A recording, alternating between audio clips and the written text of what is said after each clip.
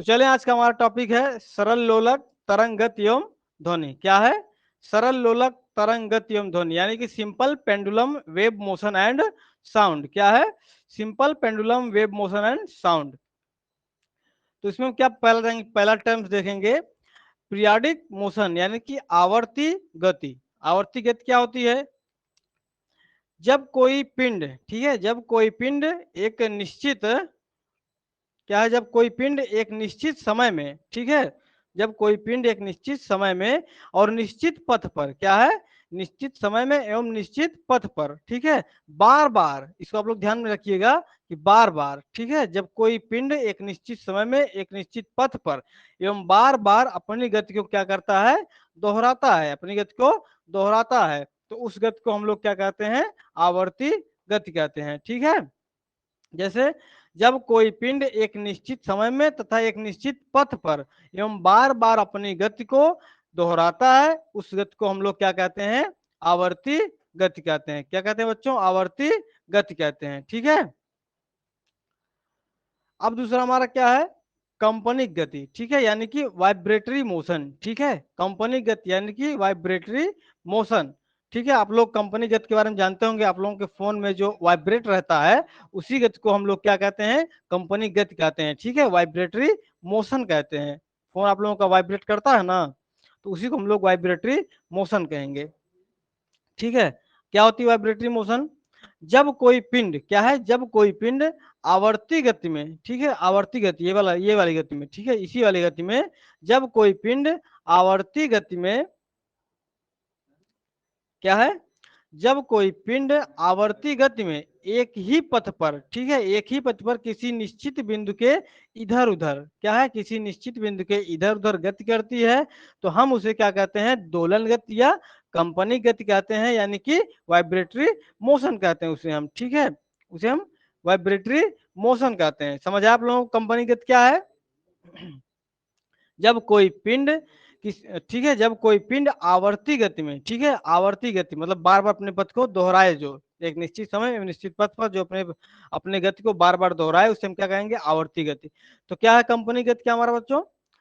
जब कोई पिंड आवर्ती गति में एक ही पथ पर किसी निश्चित बिंदु के इधर और उधर, क्या है, किसी निश्चित बिंदु के इधर और उधर गति करता है, तो उसे हम क्या कहते हैं, कंपनी गति या दोलन गति कहते हैं। ठीक है,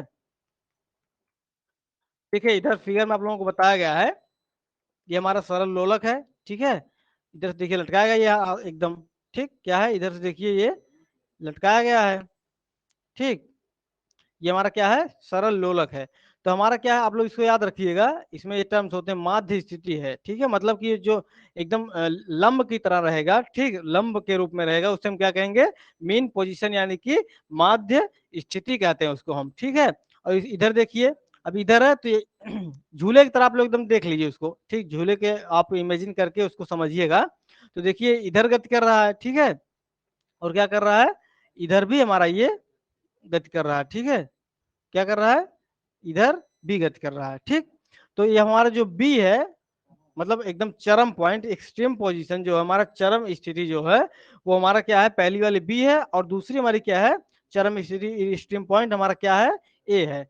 ठीक है, इसी को जब जब ये दोहराता है ऐसे ऐसे, ठीक है, मान लीजिए कोई ऐसे लटका दीजिए आप सामान, और इधर इधर जब ये गति करेगा ऐसे ऐसे, ठीक है, ऐसे ऐसे जब गति करेगा, तो उसी को हम लोग क्या कहेंगे, लोलक कहेंगे या फिर दोलन गति कहेंगे, क्योंकि वो अपने पथ को इधर उधर, अपने पथ पर बार बार और इधर उधर दोहरा रही है। ठीक है, तो उसी को हम लोग क्या कहेंगे, क्या कहेंगे, कंपनी गति या दोलन गति कहेंगे। ठीक है, आप लोग इस माध्य स्थिति को याद रखिएगा कि जो मीन पोजिशन है इसे हम माध्य स्थिति कहते हैं। ठीक है, सरल लोलक हमारी आवर्ती गति करता है। ठीक है, क्या है, सरल लोलक जो हमारा यही है ना, सरल लोलक, ये हमारा क्या है, सरल लोलक है। ठीक है, ये हमारा क्या करता है, आवर्ती गति करता है। क्या करता है, आवर्ती गति करता है। ठीक है, आप लोग इसको अच्छे से याद रखिएगा, सरल लोलक हमारा हमारा क्या करता है, आवर्ती गति करता है। ठीक है, आगे चले। अब हमारा अगला टर्म्स क्या है, ठीक है, हमारा अगला टर्म्स है आवृत्ति। क्या है, आवृत्ति यानी कि फ्रिक्वेंसी। अब जानते हैं कि आवृत्ति क्या होती है। ठीक है, इस चैप्टर में आवृत्ति का क्या रोल है उसको भी जान लीजिए। तो हमारा क्या है, दोलन करने वालू, ठीक है, दोलन करने वाली वस्तु एक सेकंड में, क्या है, दोलन करने वाली वस्तु एक सेकंड में, इसको याद रखिएगा। आवृत्ति का जो परिभाषा है, डेफिनेशन, उसमें क्या है, दोलन करने वाली वस्तु एक सेकंड में जितने दोलन करती है, ठीक है, एक सेकंड में जितने भी दोलन करती है, वह दोलन जो है, वही जो उसका दोलन हो रहा है, उसी को हम क्या कहेंगे, उस वस्तु की आवृत्ति कहेंगे। क्या कहेंगे बच्चों, क्या कहेंगे दोस्तों, उसको हम क्या कहेंगे, उसकी आवृत्ति कहेंगे। समझ आया आप लोगों को?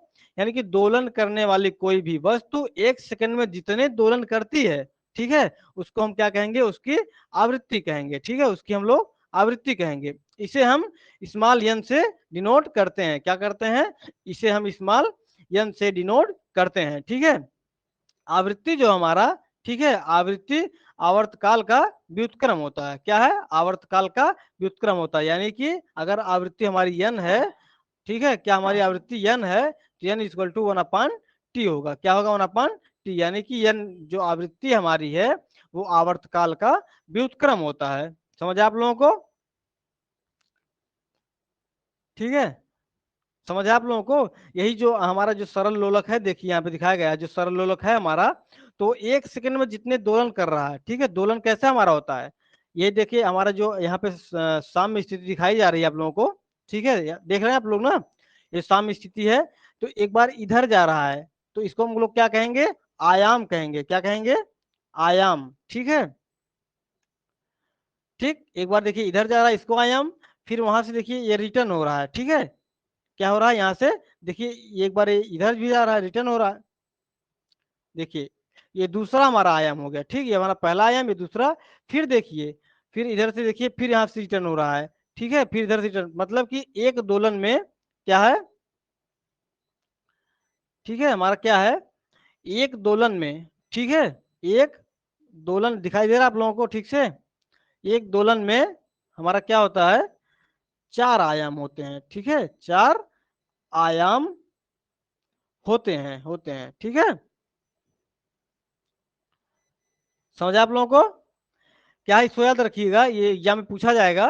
ठीक है, यही हमारा मेन पॉइंट है कि एक दोलन में क्या होता है, चार आयाम होता है। अगर उसमें ऑप्शन दे दे तीन आयाम, दो आयाम, ठीक है, किसी सभी लोगों को लगेगा कि एक बार दोलन इधर जा रहा है, एक वस्तु, एक बार लोलक इधर जा रहा है, तो हमारा क्या हो गया, दो आयाम हो गया। लेकिन नहीं, ऐसा नहीं होता है। एक दोलन हमारा क्या होता है, चार आयाम होता है। ठीक है, एक दोलन हमारा क्या होता है, चार आयाम होता है। समझ आप लोग? क्योंकि देखिए एक बार ऐसे मान लीजिए है, ठीक, यहीं पे है, तो एक बार इधर जाएगी, फिर एक बार इधर जाएगी, फिर एक बार इधर जाएगी। ठीक है, मतलब आप लोग समझे कि नहीं, बताते हैं। ठीक है, देखिए ये हमारा एक बार इधर गई, एक हो गया, ठीक, फिर यहाँ से यहाँ पर आई, दो हो गया, फिर यहाँ से आई, तीन हो गया, फिर यहाँ से आई, चार हो गया। तो यही हमारा क्या हो गया, चार जो हो गया, चार आयाम को हम क्या कहेंगे, एक दोलन कहेंगे। तो ठीक है, एक सेकंड में वो अगर जितने दोलन कर ले रही है, उसी को हम क्या कहते हैं, आवृत्ति कहते हैं। अगर एक सेकंड में वो एक दोलन कर रही है, तो मान लीजिए उस सरल लोलक की आवृत्ति एक होगी। अगर एक सेकंड में वो दो दोलन या तीन दोलन या चार दोलन कर रही है, तो हमारी आवृत्ति दो, तीन या चार कहलाएगी। ठीक है, ठीक है, इसको इरेज कर दें। अब हमारा क्या है अगला पॉइंट, अगला पॉइंट हमारा है आवर्त काल। क्या है, हमारा आवर्त काल है। ठीक है, अगला पॉइंट हमारा क्या है, आवर्त काल है। आवर्त काल क्या होता है, एक वस्तु, ठीक है, वस्तु एक दोलन में जितना समय लेती है, ठीक है, वस्तु एक दोलन में जितना समय लेती है, उसे हम क्या कहते हैं, उसे उसका हम उस दोलन का आवर्त काल कहते हैं। ठीक है, मान लीजिए कोई वस्तु है, तो एक दोलन में जितना समय ले रही है, ठीक है, उधर क्या था, एक सेकंड में जितना दोलन कर रही थी आवृत्ति में, ठीक है, उसमें क्या था, एक सेकंड में जितना दोलन कर रही है, उसे हम उसकी आवृत्ति कहते थे। लेकिन इसमें क्या था कि एक दोलन में वो जितना समय ले रही है, उसको हम क्या कहेंगे, आवर्त काल कहेंगे। क्या कहेंगे उसको हम, उसका आवर्त काल। उधर क्या था, एक सेकंड में जितना दोलन कर रही थी, उसको आवृत्ति कह रहे थे। लेकिन इधर क्या है, इधर है एक दोलन करने में जितना समय ले रहा है, उसे हम क्या कहेंगे, उसे हम क्या कहेंगे बच्चों, दोस्तों, उसे हम कहेंगे आवर्त काल। ठीक है, इसे हम क्या करते हैं, कैपिटल टी से प्रदर्शित करते हैं, यानी कि कैपिटल टी से इसे हम दिखाते हैं। ठीक है, समझ आप लोगों को? और कैपिटल टी इक्वल टू हमारा क्या होता है, कैपिटल टी इक्वल टू हमारा होता है टी इक्वल टू 1/n, यानी कि उधर क्या था, आवृत्ति जो थी वो हमारे आवर्तकाल के व्युत्क्रम थी, और इधर क्या हमारा, इधर हमारा क्या है, जो आवर्तकाल है वो आवृत्ति के व्युत्क्रम के बराबर है। ठीक है, समझ आया आप लोगों को। अगर इस पर आधारित आप लोगों को न्यूमेरिकल लगाना है तो वो भी आप लोग आसानी से लगा सकते हैं। अगर दे दिया गया कि किसी सरल लोलक का आवर्तकाल मान लीजिए 10 है, तो और उसकी आवृत्ति ज्ञात कीजिए, तो आवृत्ति इक्वल टू क्या करेंगे आप लोग, एन इक्वल टू क्या करेंगे 1/t कर देंगे, तो 1/10 कर देंगे, तो उसका हमारा क्या हो जाएगा 0.1 हो जाएगा हमारे आवृत्ति। आवृत्ति का मात्रा क्या होता है आप लोगों को पता है कि नहीं, आवृत्ति का मात्रा हमारा होगा हर्ट्ज, क्या है हर्ट्ज, आवृत्ति का मात्रा हमारा क्या होता है हर्ट्ज। इसको आप लोग आसानी से अच्छे से याद रखिएगा। ठीक है, ये हमारा इंपॉर्टेंट पॉइंट है। ठीक है, कि आवृत्ति का मात्रक क्या होता है हर्ट्ज होता है। और हमारा उसी के साथ देख लीजिए आवर्तकाल का जो मात्रक होता है वो हमारा क्या होता है, आवर्तकाल का मात्रक हमारा सेकंड होता है। क्या होता है बच्चों, सेकंड होता है। ठीक है, आवर्तकाल का मात्रक सेकंड होता है और आवृत्ति का मात्रक हर्ट्ज होता है। ठीक, प्लीज कर दें इसको। अब अगला हमारा पॉइंट क्या है, आयाम है। क्या है, एम्पलीट्यूड, क्या है हमारा एम्पलीट्यूड। अगला हमारा पॉइंट है आयाम। ठीक, आयाम क्या होता है आप लोग, आवृत्ति समझ आ गई, और दोलन गति, आवर्ती गति एवं आवर्तकाल, चार चीजें आप लोगों को हम बता चुके हैं सरल लोलक लोलक के बारे में। ठीक है, अगला हमारा क्या है, हमारा अगला है आयाम। ठीक है, हमारा अगला है आयाम।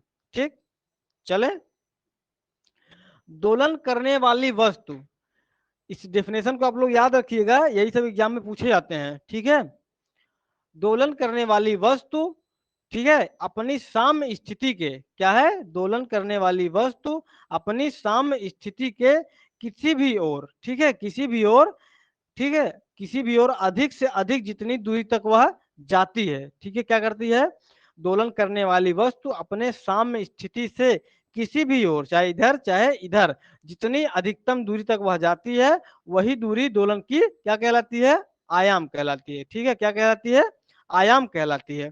ठीक है, इसमें दिखाया हुआ फिगर देखिए, यहाँ देखिए, यहाँ पे है ना, तो हमारा क्या है, ये हमारा साम्य, ये हमारा क्या है साम्य स्थिति है। तो हमारा साम्य चाहे चाहे इधर ले लीजिए चाहे आप इधर ले लीजिए, तो इधर से जो अधिकतम दूरी ये जा रही है यहाँ तक, क्या है यहाँ तक, यहीं तक जा रही है अधिकतम दूरी ना। ठीक है, या फिर मान लीजिए इधर देख लीजिए, यहीं से लेकर कहाँ तक जा रही है, यहाँ तक जा रही है अधिकतम दूरी। तो इसी दूरी को हम लोग क्या कहेंगे, इसी दूरी को हम लोग कहेंगे आयाम। क्या है, आयाम कहेंगे। ठीक, समझ आप लोगों को, कि दोलन करने वाली वस्तु अपनी साम्य स्थिति के किसी भी ओर जितनी दूरी तक वह अधिकतम जाती है उसी को हम क्या कहते हैं, उस दोलन का आयाम कहते हैं। ठीक है, समझ आप लोगों को, किसी कोई दिक्कत, चलिए आगे चले। अब हमारा क्या है, विस्थापन है। ठीक है, अगला पॉइंट हमारा क्या है, विस्थापन है। ठीक, अगला पॉइंट हमारा क्या है, डिस्प्लेसमेंट। ठीक है, विस्थापन, विस्थापन क्या होता है, आप लोगों को पीछे दूरी वाले में बता चुके थे कि विस्थापन क्या होता है।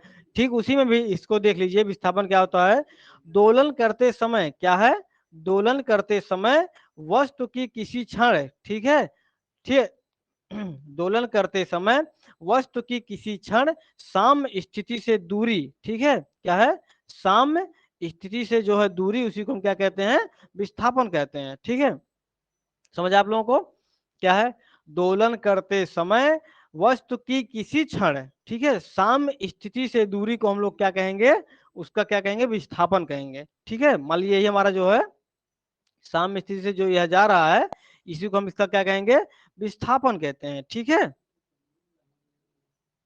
क्या कहते हैं इसको, हम लोग विस्थापन कहते हैं। ठीक, आप लोग जान चुके हैं ना, आवर्ती गति, दोलन गति और आवृत्ति, आवर्तकाल, आयाम, विस्थापन, इतना टर्म्स आप लोग जान चुके हैं। इसको आप लोग अच्छे से नोट डाउन करके याद कर लीजिएगा। ठीक है, अब हमारा सरल आवर्त गति, सिंपल हार्मोनिक मोशन, क्या है, सिंपल हार्मोनिक मोशन। अब हम जानेंगे सरल आवर्त गति के बारे में। इतना तो आप लोगों को हम टर्म्स बता चुके हैं। ठीक है, जो भी टर्म्स थे इसमें, ठीक है, जो भी शब्दावलियां थी उसको हम बता चुके। अब हम जानेंगे क्या हमारा सरल आवर्त गति। ठीक है, सरल आवर्त गति क्या होता है? सरल आवर्त गति, सरल आवर्त गति कंपनी अथवा दोलन गति का सबसे सरल रूप है। ठीक है, जो हमारा कंपनी गति है या फिर दोलन गति है, ठीक है, क्या हमारा जो कंपनी गति या फिर जो हमारा दोलन गति है उसका सबसे सरल रूप हमारा क्या है? सरल आवर्त गति। ठीक है, जो सरल आवर्त गति है वो हमारा क्या है? कंपनी गति, यानी कि कंपनी गति या फिर दोलन गति का सबसे अच्छा उदाहरण है। ठीक है, जो है हमारा सबसे अच्छा उदाहरण सरल आवर्त गति का। ठीक है, इसके 3 लक्षण होते हैं। ठीक है, अगर यही लक्षण आपको दिखाई दे रहे हैं किसी गति में, तो आप लोग उसको समझ सकते हैं कि हमारा क्या है? सरल आवर्त गति है। ठीक है, उसको आप लोग आसानी से समझ पाएंगे कि हमारा क्या है? सरल आवर्त गति है। ठीक, चले आगे उन लक्षणों को देख लें। पहला हमारा क्या है? यह गति, ठीक है, सरल आवर्त गति जो है, यह गति एक स्थिर बिंदु के, ठीक है, एक स्थिर बिंदु के इधर उधर सीधी रेखा में गति करता है। ठीक है, आप लोग समझ रहे हैं ना कि यह गति जो होती है वो स्थिर बिंदु से, यानी कि साम्य स्थिति से, स्थिर बिंदु का मतलब यानी कि यहाँ पर क्या है?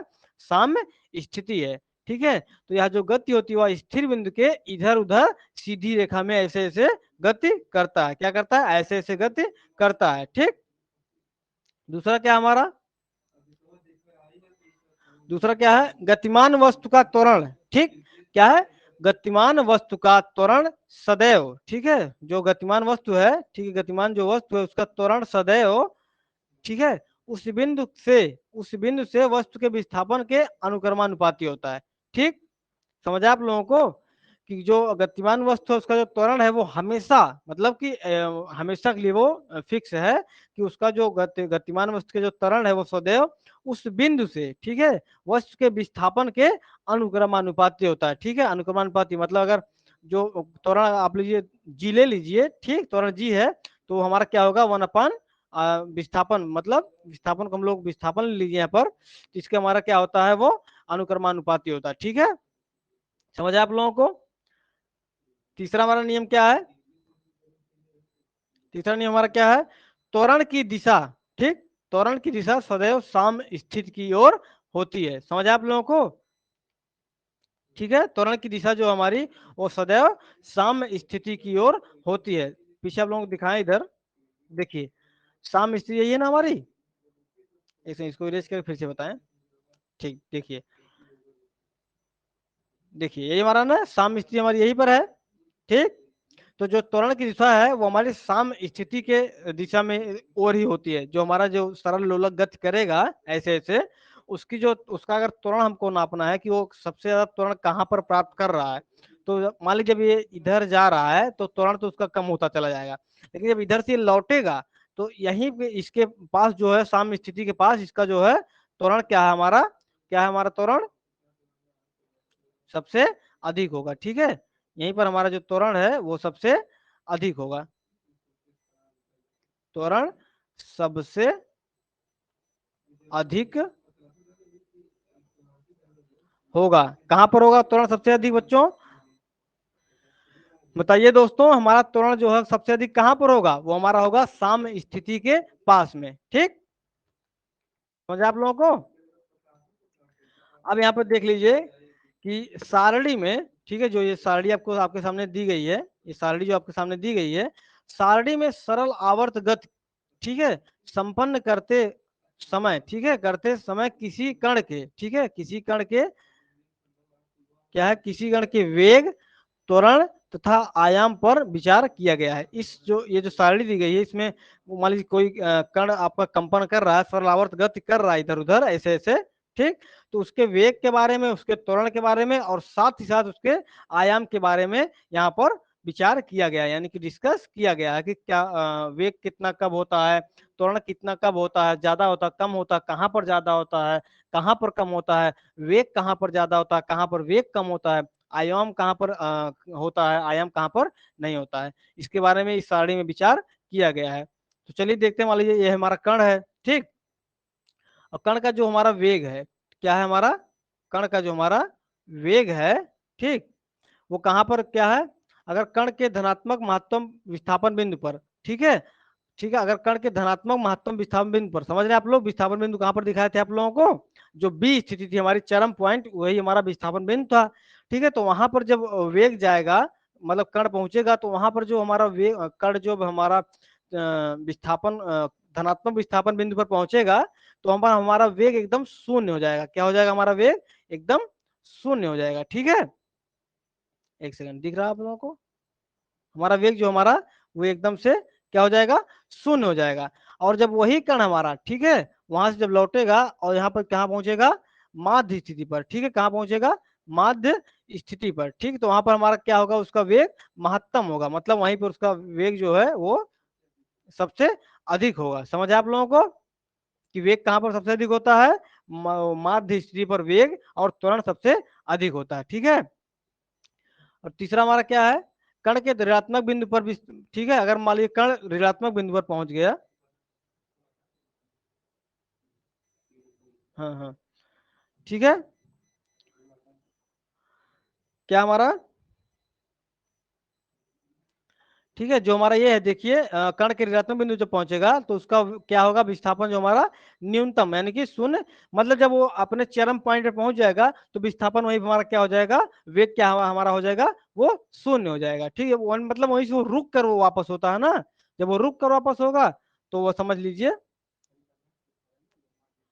देखिए यहाँ पे आप लोग बना के दिखा रहे हैं हम, सरल लोला का ये ले लीजिए आप लोग, फोटो अपना हटा दिए हम लोग थोड़ा, क्योंकि आप लोगों को दिखाना ना यहाँ पर। तो देखिए यहाँ से यहाँ ऐसे गति करेगा, फिर इधर भी ऐसे गति करेगा, तो हमारा क्या है, मान लीजिए बी पॉइंट ले लीजिए, इसे ए पॉइंट रख लीजिए। ठीक, तो हमारा यही जो है, यही जो हमारा विस्थापन है, यहीं पर विस्थापन रहेगा, तो यही विस्थापन जो हमारा, तो वेग हमारा यहीं पर क्या होगा, शून्य हो जाएगा। ठीक है, और इधर भी हमारा क्या हो जाएगा, शून्य हो जाएगा वेग। ठीक, और वही हमारा यहाँ पे हमारा वेग जो महत्तम बिंदु है, मतलब माध्य स्थिति, यहाँ पे हमारा वेग अधिक होगा। ठीक, सबसे अधिक हमारा वेग यहीं पर होगा। समझ आप लोगों को, ये तो हमारा था वेग के बारे में, क्या था, वेग के बारे में। ठीक, अब हम दूसरा देखेंगे अपना त्वरण के बारे में, क्या है, त्वरण के बारे में। अब त्वरण के बारे में देख लीजिए यहाँ पर,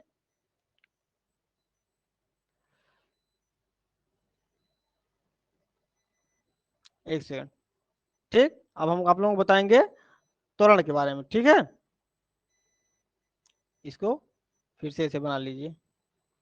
ठीक, ये हमारा क्या है, ये है। ठीक है, ये हमारा क्या है, अब हम त्वरण के बारे में आप लोगों को बताएंगे। ठीक, अब त्वरण हमारा कहाँ पर अधिक होगा, कहाँ पर कम होगा, या पर कहाँ पर जीरो होगा। तो हमारा क्या, जो धनात्मक पॉइंट है, जो हमारा धनात्मक पॉइंट है, वहां पर हमारा त्वरण जो है वो महत्तम नापा जाएगा। ठीक है, वहां पर अधिकतम, वहीं पर हमारा त्वरण नापा जाएगा। और माध्य स्थिति पर हमारा त्वरण क्या होगा, वो न्यूनतम होगा। ठीक है, यानी कि शून्य के बराबर होगा। और उसी प्रकार ऋणात्मक बिंदु पर भी वो हमारा त्वरण जो है वो महत्तम, यानी कि यहाँ पर हमारा त्वरण बराबर होगा, और यहीं पर हमारा क्या होगा, शून्य होगा। ठीक है, क्या होगा, शून्य होगा। ठीक, अगला देख लेते हैं विस्थापन के बारे में। ठीक, अगला हम लोग आप देख लेते हैं कि विस्थापन के बारे में, किसके बारे में, विस्थापन के बारे में। ठीक है, अगला हम देखते हैं विस्थापन हमारा क्या होगा। तो कण के जो धनात्मक महत्तम विस्थापन बिंदु है, वहां पर हमारा विस्थापन जो है वो महत्तम नापा जाएगा। ठीक, क्या है, वहां पर अधिकतम मापा जाएगा। ठीक है, वहां पर अधिकतम मापा जाएगा। और माध्य स्थिति पर हमारा जो विस्थापन होगा न्यूनतम यानी कि शून्य होगा। मतलब जब विस्थापन यहीं से कण चलेगा, तो यहीं पर जब यहाँ पर गया था, फिर यहीं से लौट कर वापस आ गया, तो हमारा क्या होगा, विस्थापन शून्य हो गया। ठीक है, हमारा विस्थापन क्या हो गया, शून्य हो गया। फिर मान लीजिए अगर यहीं से यहीं पर गया और फिर वापस यहीं पर आ गया, तो फिर हमारा विस्थापन शून्य हो गया। दूरी तो बढ़ेगी लेकिन विस्थापन हमारा क्या होगा, शून्य हो जाएगा। और ठीक उसी प्रकार से जब ऋणात्मक बिंदु पर जाएगा तो भी हमारा क्या है, विस्थापन वो महत्तम होगा, मतलब सबसे अधिक विस्थापन वहीं पर होगा। ठीक, समझ आया आप लोगों को। तो आज की क्लास हम यहीं तक रखते हैं, समझ आया होगा। उम्मीद करते हैं आप लोगों को हमारा सेशन अच्छे से समझ आया होगा। ठीक है, तो सेशन को एंड करें। Bye bye, take care, thank you.